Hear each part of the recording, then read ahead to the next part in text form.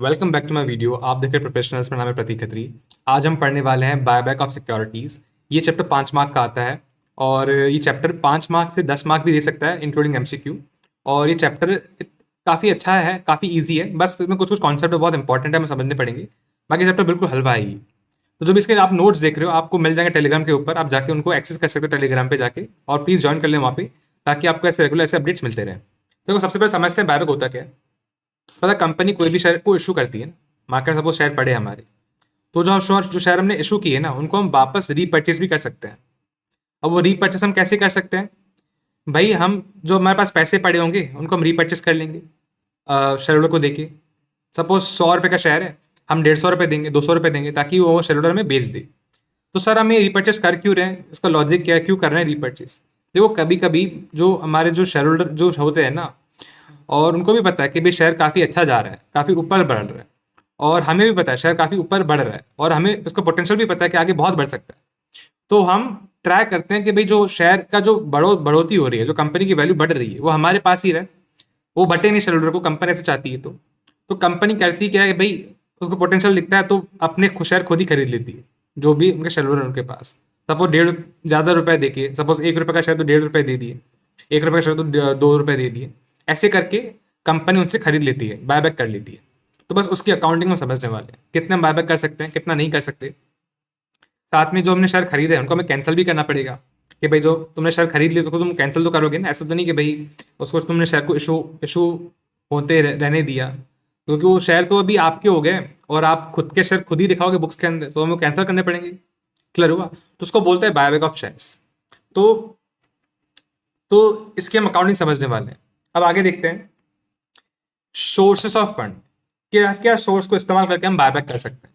सबसे पहले हमारा फ्री रिजर्व्स। क्या है हमारा? Free reserves. तो फ्री रिजर्व्स होते क्या है? जैसे सिक्योरिटी प्रीमियम रिजर्व, फिर होता है हमारे डिविडेंड डिस्ट्रीब्यूशन रिजर्व्स, और भी बहुत सारे होते हैं फ्री रिजर्व्स जो हम आगे पढ़ लेंगे।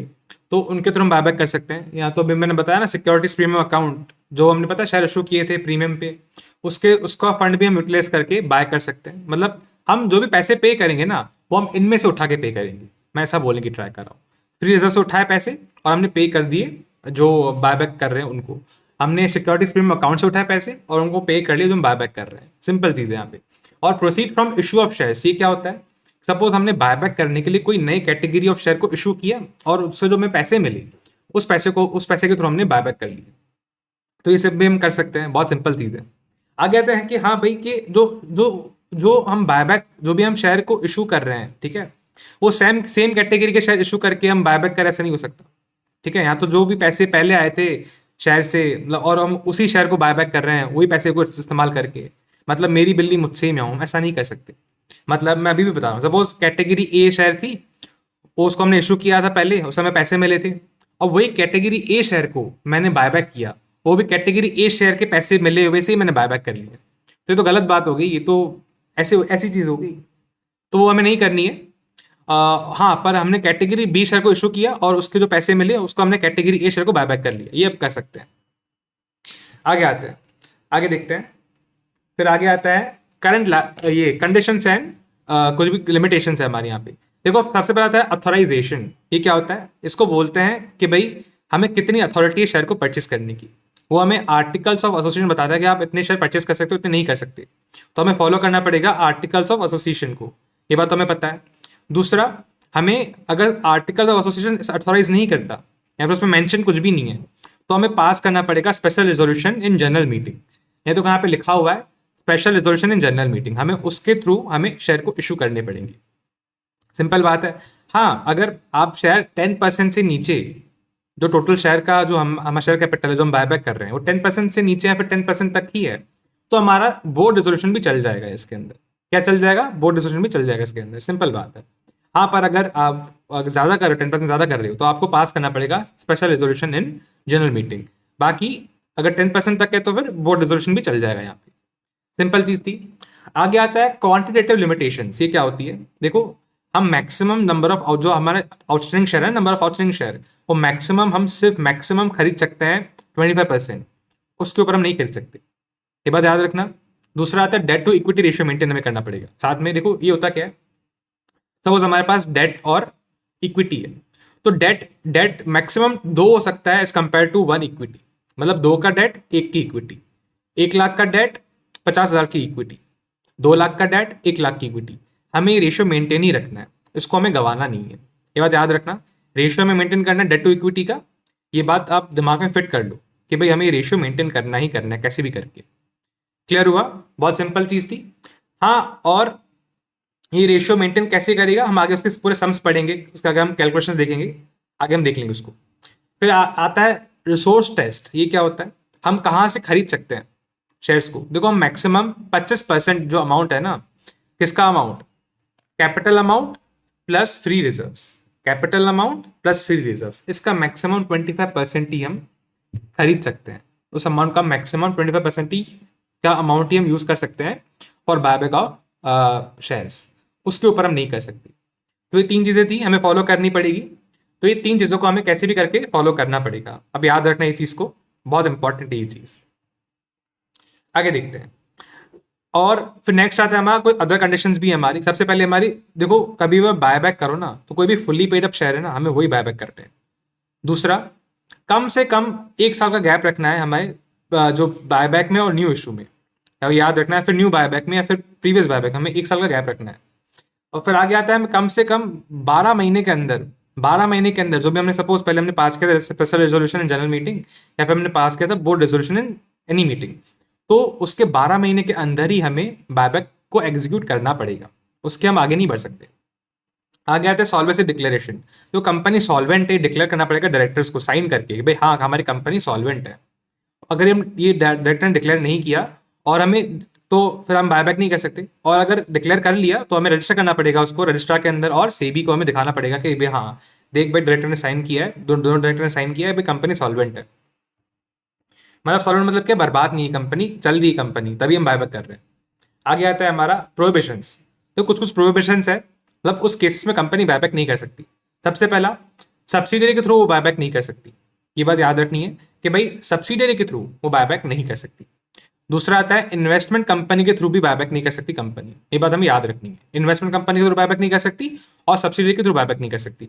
तीसरी चीज है क्या हमारी, कि भाई जो भी उसका आउटस्टैंडिंग इंटरेस्ट है, आउटस्टैंडिंग प्रेफरेंस शेयर का रिडम्पशन भी बाकी है करना, या फिर डिबेंचर को रिडीम नहीं किया, अगर ऐसा कुछ भी हुआ है तो तब भी वो, जब उसने डिफॉल्ट किया है ना रिडीम करना है फिर इंटरेस्ट पे करने में, जो भी है फिर डिविडेंड नहीं देने में, जो भी डिफॉल्ट किया है, अगर ऐसा कुछ किया है तो कंपनी फिर भी बायबैक नहीं कर सकती। पहले उनको चुकाओ फिर तुम बायबैक करो। हाँ, अगर इस जो भी लैब्स जो हुआ है हमारा उसको 3 साल हो गए, जो भी हमने यहाँ पे एरर किया, डिविडेंड नहीं दिया या फिर इंटरेस्ट नहीं दिया, उसको 3 साल हो गए, तो फिर कंपनी बायबैक कर सकती है। सिंपल चीज़ है। चौथा, कि भाई कंपनी ने यहाँ पे रिटर्न फाइल नहीं किया है, कंपनी ने यहाँ पे डिविडेंड को बांटा नहीं है, कंपनी ने यहाँ पे फाइनेंशियल स्टेटमेंट बनाया नहीं है, ऑडिट रिपोर्ट नहीं बनाई है, अगर ऐसा कुछ भी किया है फिर भी कंपनी बायबैक नहीं कर सकती। ये बात याद रखना, सिंपल चीज़ थी। आगे आते हैं अकाउंटिंग ट्रीटमेंट। अकाउंटिंग ट्रीटमेंट इसकी कैसी होगी देखते हैं। देखो, जब भी हम शेयर बायबैक करते हैं तो हम नॉमिनल वैल्यू पे नहीं करते, हम कुछ एक्स्ट्रा पे कर लेते हैं। ठीक है, तो जो भी जिससे भी हम बायबैक करें, सपोज हमने बायबैक किया सिक्योरिटीज या रिजर्व्स के थ्रू बायबैक किया, ठीक है, अगर हमने उनके थ्रू किया है फ्री रिजर्व्स या फिर हमने सिक्योरिटी प्रीमियम अकाउंट के थ्रू अपने बायबैक किया, तो जो भी नॉमिनल वैल्यू जो हमारी पहले पड़ी थी शेयर्स के अंदर वो कहीं तो जाएगी। बायबैक तो कर लिया, तो जो पहले हमारा अमाउंट दिख रहा था, सपोज 100 रुपये हमारा नॉमिनल वैल्यू का अमाउंट दिख रहा था, वो कहीं तो जाएगा ना। तो हम ट्रांसफर कर देंगे कैपिटल रिडम्पशन रिजर्व के अंदर। कितना हमें अमाउंट ट्रांसफर करना है? नॉमिनल वैल्यू ऑफ शेयर्स हमें ट्रांसफर करनी है। अभी अमाउंट कैसे मिलेगा आगे हम देखेंगे कैलकुलेशन को, पर हमने वो अमाउंट ट्रांसफर करना है कैपिटल रिडम्पशन रिजर्व के अंदर। और जो रिजर्व है ना, जो हमने अभी क्रिएट किया, CRR अकाउंट हमने जो क्रिएट किया, वो सिर्फ यूटिलाइज होगा सिर्फ बोनस इशू करने के लिए, बोनस शेयर को इशू करने के लिए, वो भी एग्जिस्टिंग मेंबर्स को इशू करने के लिए इस्तेमाल होगा सिर्फ वो। क्लियर हुआ? बहुत सिंपल चीज थी। आगे देखते हैं भाई प्रीमियम ऑन बायबैक क्या होता है। देखो, नॉर्मल प्राइस पे हम कभी भी शेयर इशू नहीं कर सकते बायबैक के लिए, सॉरी बायबैक हम नॉर्मल प्राइस पे कभी हम नहीं कर सकते, हमें प्रीमियम पे ही करना पड़ेगा। तो उसको हमें बुक कैसे निकालेगा? वो आएगा प्रीमियम प्रीमियम जो भी हमने प्रीमियम पे किया कैसे देगा वो, buyback price minus nominal value of share, जो हमने यहाँ पे निकाला नॉमिनल वैल्यू ऑफ शेयर यहाँ पे, तो buyback price minus nominal value of share. और ये जो प्रीमियम है ना हमारा, वो हमें एडजस्ट करना पड़ेगा फ्री रिजर्व के थ्रू या फिर सिक्योरिटी प्रीमियम अकाउंट के थ्रू, उनको हमें गिराना पड़ेगा उतने अमाउंट से।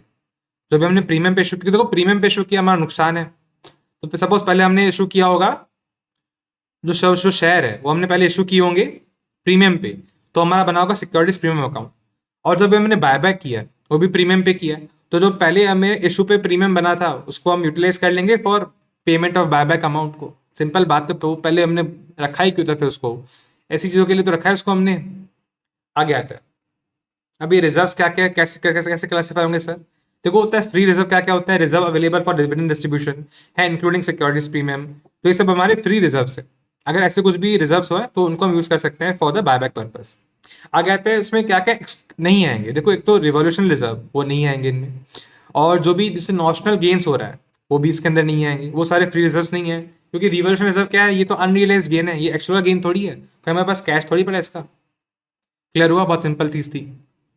आगे आता है post buyback post buyback compliance. ये क्या होता है, देखो बायबैक के बाद हमें कुछ कुछ चीज़ें करनी पड़ती है और वो हमें कंप्लाई करनी पड़ती है, तभी बायबैक हमारा ऑफिशियली कहलाता है। सबसे पहले जो भी हमने बायबैक किया ना, उस शेयर को हमें 7 दिन के अंदर डिस्ट्रॉय करना है। सर क्या बात करते हो, हाँ, within 7 days we have to destroy the buyback shares. Clear बात है, चाहे फिजिकल हो चाहे फिर डीमेट अकाउंट वाली हो, हमें वो डिस्ट्रॉय करनी पड़ती है। दूसरा आता है कूलिंग पीरियड। देखो 6 महीने तक हमें कोई भी न्यू शेयर इशू नहीं करने उस कैटेगरी के, सेम काइंड ऑफ शेयर को हमने 6 महीने तक फिर से री इशू नहीं करना। सिंपल बात है, हमने बायबैक कर लिया तो 6 महीने तक रुक जाओ, उस सेम कैटेगरी के शेयर आप री इशू नहीं कर सकते। हाँ, अगर आप कुछ बोनस शेयर है, फिर वारंट शेयर है या फिर ऑप्शंस है, वो आप कर सकते हो, आप उनको बोनस इशू कर सकते हो, सिंपल बात है। बाकी आप सेम कैटेगरी के न्यू मार्केट में आप पैसे नहीं उठा सकते उसी कैटेगरी के शेयर्स के। आ गया था रजिस्टर। ये क्या होता है, देखो जो भी हमने बायबैक किया है ना, हमें उसका एक प्रॉपर रजिस्टर मेंटेन करना पड़ता है। अगर वो मेंटेन नहीं कर रहे तो वो गलत बात है, और वो फिर पिनलाइज हो गया आप, तो आपको प्रॉपर रजिस्टर मेंटेन करना पड़ता है, कितने का बायबैक किया, कितने अमाउंट पे बायबैक किया, क्या हमें बायबैक नहीं किया, कितना हमारे पास शेयर एग्जिस्टिंग था उस टाइम पे, सिंपल बात है। आगे आते हैं कुछ last simple but normal calculation, बहुत सिंपल है पर ये समझने वाली बात है। पता हमने ऊपर पढ़ा था भाई, जो हमने डेट टू इक्विटी रेशियो में मेंटेन करना है 2:1 का, वो कैसे मेंटेन रहेगा, हमने पढ़ तो लिया पर वो मेंटेन कैसे रहेगा। सबसे पहली चीज आती है, हम निकालेंगे भाई मैक्सिमम बायबैक कितना, मैक्सिमम बायबैक कितना रहना चाहिए, हमें वो निकालना पड़ेगा। कैसे निकलेगा, present equity minus nominal value of share to be transfer to CRR account और minimum equity required to be maintain. तो सर ये मिनिमम इक्विटी कैसे निकलेगी, ये तो हमने पढ़ लिया, सपोज प्रेजेंट इक्विटी में पता है कितनी है अभी, माइनस कितना हमें नॉमिनल वैल्यू ट्रांसफर करना पड़ेगा, हम बाजू वाले फॉर्मूला से समझ लेंगे। आगे आता है जो ये मिनिमम इक्विटी रिक्वायर्ड है वो कैसे निकलेगा। याद है मैंने बताया था 2:1 मेंटेन करना है। अगर हमारी 1 लाख का डेट है तो हमें 50,000 की हमें इक्विटी मेंटेन करनी है। क्लियर हुआ, ऐसे करके हमें रेशियो मेंटेन करना है। तो जब हमें मिनिमम इक्विटी मेंटेन करनी थी वो हमें पता चल गई, तो हम यहाँ पे नीचे रख देंगे, माइनस में रख देंगे, बाकी प्रेजेंट इक्विटी लगा देंगे, माइनस कितना हमें ट्रांसफर करना पड़ेगा नॉमिनल अमाउंट टू सीआरआर, हम वो भी लगा देंगे, तो हमें मिल जाएगा मैक्सिमम बायबैक अमाउंट। हाँ सर मिल जाएगा। साथ में यहाँ पे बायबैक रेशन भी हमें निकालना पड़ेगा, भाई जो nominal value of shares of transfer to be CRR में वो भी निकालनी पड़ेगी। सर वो कैसे आएगी, तो सिंपल है बेटा, face value divide by buyback price और multiply by maximum buyback amount. Simple चीज थी, face value divide by buyback price into जो भी हमारा मैक्सिमम बायबैक अमाउंट है उसको हमें मल्टीप्लाई करना पड़ेगा। हाँ, और जो भी आप सीआरआर क्रिएट कर रहे हैं वो सीआरआर डिस्ट्रीब्यूशन के लिए अवेलेबल नहीं है, उसको आप बांट नहीं सकते एज अ डिविडेंड, या फिर उसको आप किसी चीज़ में यूज़ नहीं कर सकते, उसको सिर्फ आप बोनस शेयर इशू करने के लिए, सिर्फ बोनस शेयर इशू करने के लिए यूज़ कर सकते हो। देखो अगर कोई वीडियो अच्छा लगा तो बस वीडियो को लाइक करना, चैनल को सब्सक्राइब करना, बेल आइकन को दबा देना। Thank you so much for watching my video. और अगर आपको कुछ भी डाउट हो, कुछ भी समझ में नहीं आया, तो प्लीज़ मेरे को टेलीग्राम पे मैसेज करिए, और टेलीग्राम पे मैसेज करके मेरे को बताइए सर मेरे को समझ में नहीं आया, मैं आपको पूरा एक्सप्लेन कर दूंगा। साथ में जो भी आपको नोट्स दिख रहे हैं यहाँ पे, आपको सारे टेलीग्राम पे मिल जाएंगे फ्री में, आप उनको एक्सेस कर सकते हो। वहाँ पे बहुत सारे प्लान्स हैं, बहुत सारे वहाँ पे चीज़ें मैंने नहीं है, अब जाके वहाँ पे उनको एक्सेस कर सकते हो freely. Thank you so much for watching my video.